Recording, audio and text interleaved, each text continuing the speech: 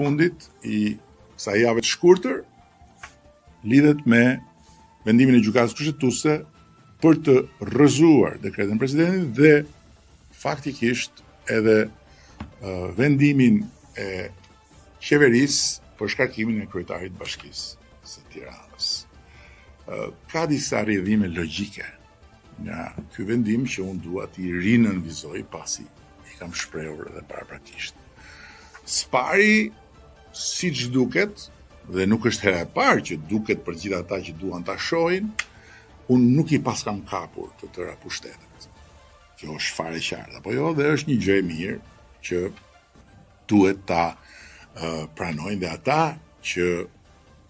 faktikisht e kundërshtojnë jo mbi të vërtetat, por mbi të pavërtetat. Së dyti, nëse Tirana nuk do të ketë zgjedhje deri në 2027, dhe kushtetuesja mendon se kryebashkiaku i Tiranës nuk mund largohet përveç se me zgjedhje, atëherë këtu jemi përballë një disproporcioni të dyfisht, disproporcionit të mbajtjes tij në qeli në dëm të lirive dhe drejtave kushtetuese të tij si person dhe si i zgjedhur për të drejtuar qytetin, por dhe disproporcioni në dëm të së drejtës kushtetuese të popullit të kryeqytetit për të shërbyer nga i zgjedhur i vet, apo jo.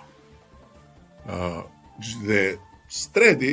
vjen logjikisht çdo njeri normal që nuk sheh tek qëndrimi i kushtetueses qëndrim të verbër kundër qeverisë